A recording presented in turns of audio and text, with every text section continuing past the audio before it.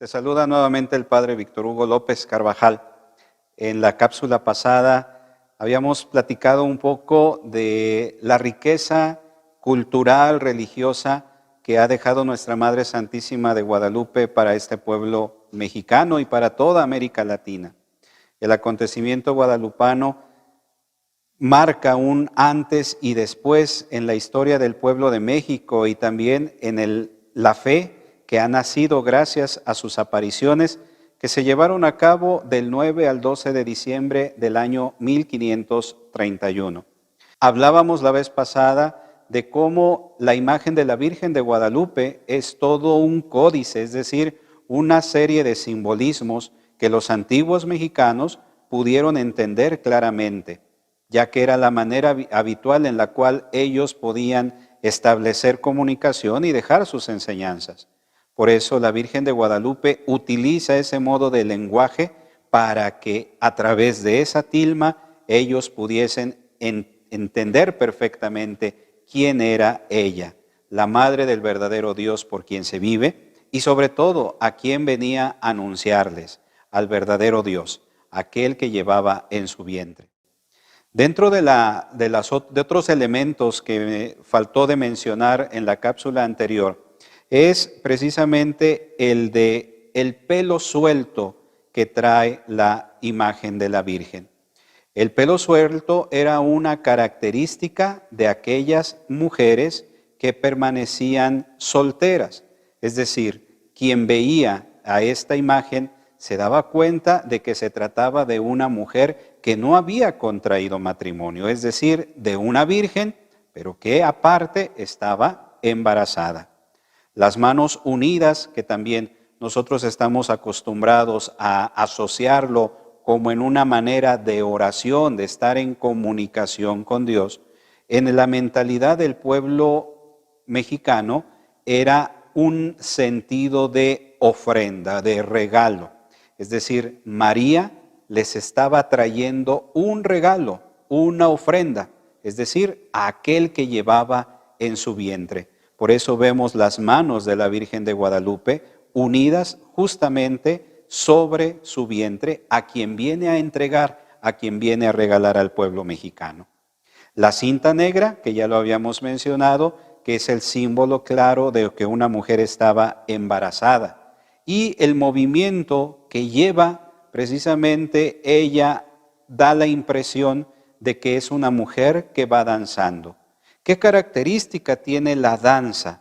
Tiene un sentido de adoración a Dios, de manera que ella a través de este movimiento que se ve en su manto, que da la impresión de ir más que caminando, ir danzando, ella misma está reconociendo que aquel que lleva en su vientre es el verdadero Dios por quien se vive y en un sentido de adoración danza al momento de presentarlo al pueblo mexicano.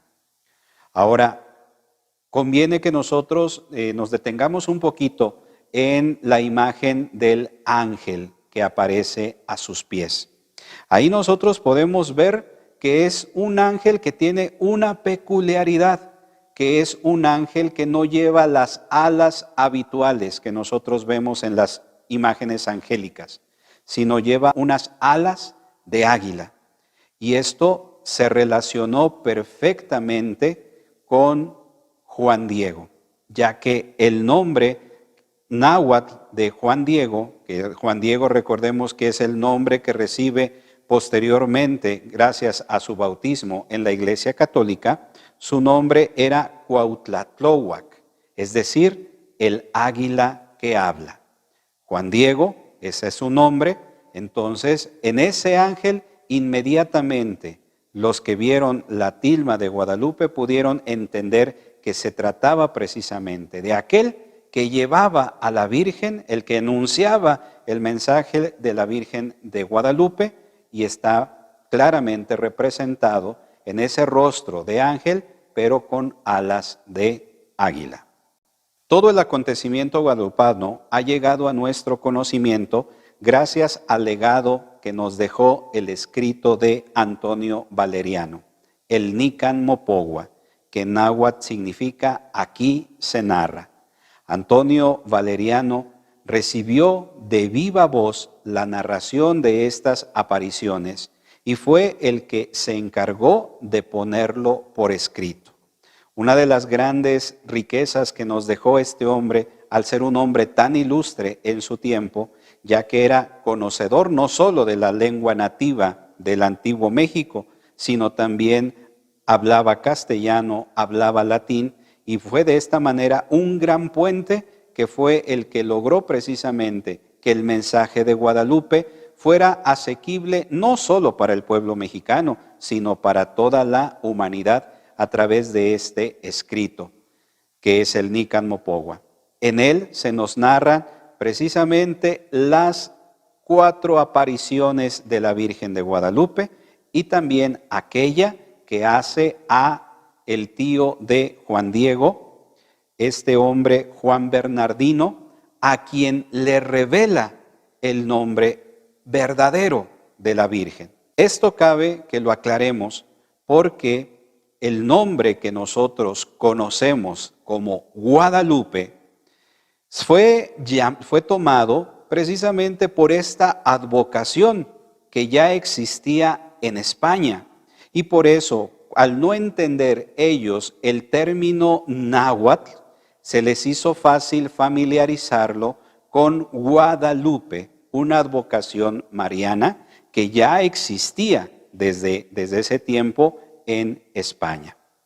Lo relevante y el gran significado que tiene el nombre que la misma Virgen le revela a Juan Bernardino nos muestra un conocimiento ampliamente teológico, porque ella en su nombre revela quién es. Aquello que se nos ha anunciado desde el protoevangelio en el libro del Génesis y también aquello que se narra en aquella mujer que se aparece en el cielo en el libro del Apocalipsis.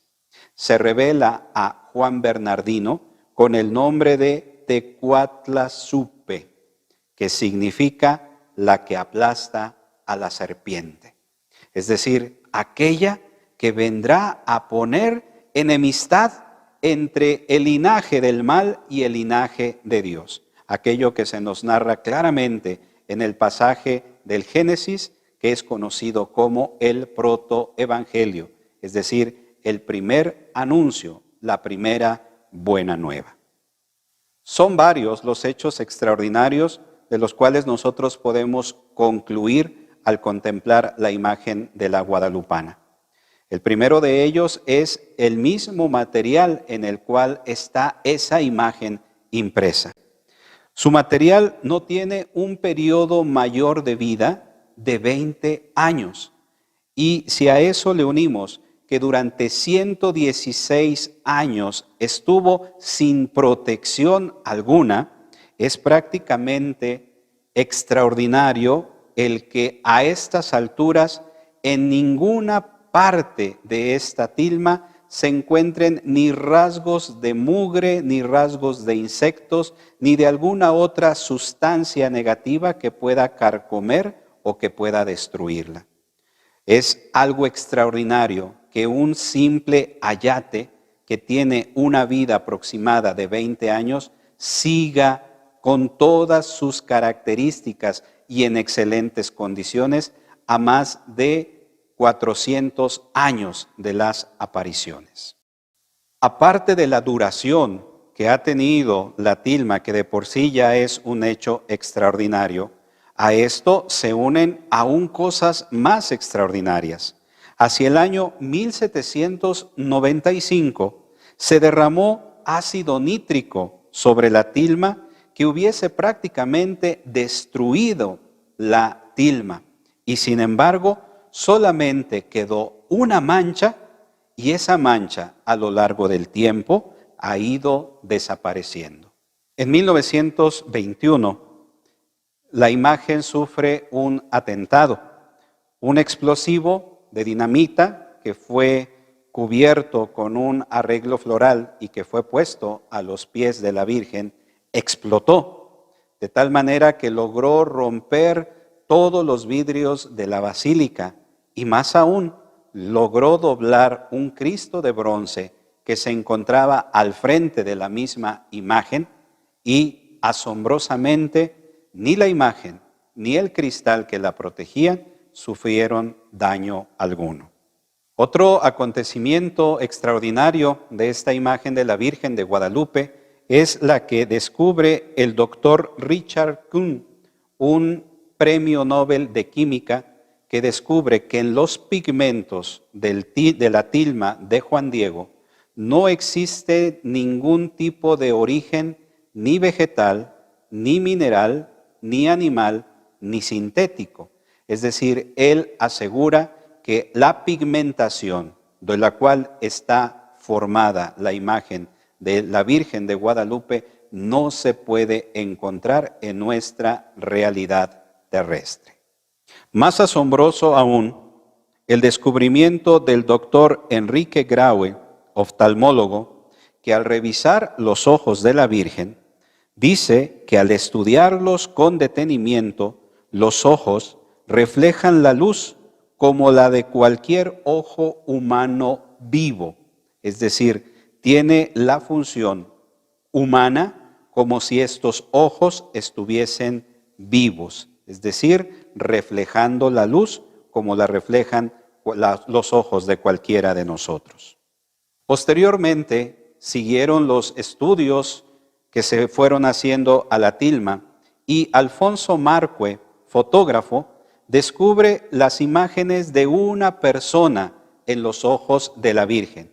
Y posteriormente el doctor José Aste descubre un total de 13 personas en las córneas que apenas alcanzan el tamaño de 8 milímetros, cosa que es imposible de hacer por alguna mano humana. Las estrellas estampadas en la tilma representan la posición exacta de las constelaciones visibles el 12 de diciembre de 1531, el día en que se llevó a cabo el solsticio de invierno de ese año. Después de todo esto, parece lógico concluir que esta imagen no es de origen humano, pues no tiene explicación científica natural. Es lógico pensar en una intervención sobrenatural. Como dijo el Papa Pío XII, esta imagen es obra de pinceles que no son de acá abajo. Humanamente, no hay explicación para las interrogantes que presenta. Finalmente, nosotros no podemos solamente quedarnos en el asombro ante tantas cosas extraordinarias que la Virgen de Guadalupe y su tilma nos dicen en este tiempo. Sobre todo, debemos de ver en ella el cumplimiento del amor misericordioso que Dios ha tenido para este pueblo mexicano y para toda América Latina. María viene a fusionar no solo las razas, sino viene a fusionar los corazones para que al unísono alabemos al verdadero Dios por quien se vive. Ojalá que tú y yo, que nos decimos verdaderos guadalupanos, aprendamos el gran mensaje de amor que ella nos ha dejado. Yo soy la verdadera madre del Dios por quien se vive y quiero que aquí se me construya una pequeña casa. ¿Cuál es la casa que necesita para morar? El corazón de cada uno de nosotros, para que atrayéndonos a ella con su amor maternal, ella misma nos presente ante su Hijo Jesucristo.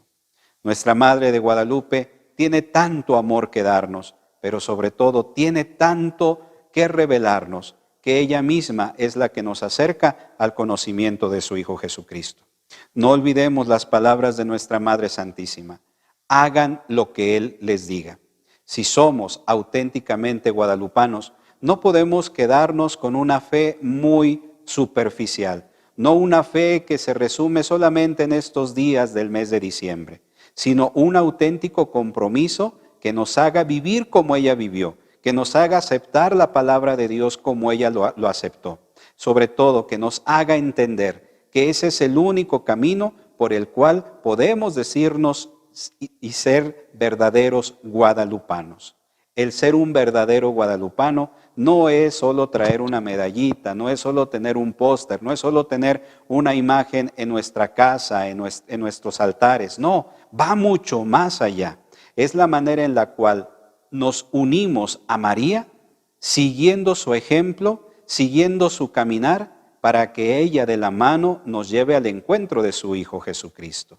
Eso es ser verdadero guadalupano, el aprender en cada acontecimiento de nuestra vida a cumplir la voluntad de Dios.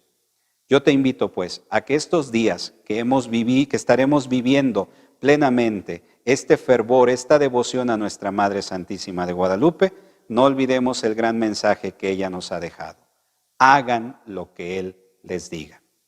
Te saluda cordialmente el Padre Víctor Hugo López Carvajal y te invito a que te unas a este canal, que compartas esta reflexión con familiares, amigos tuyos y que nos ayudes para que este mensaje pueda llegar a más hogares. Que Dios te bendiga.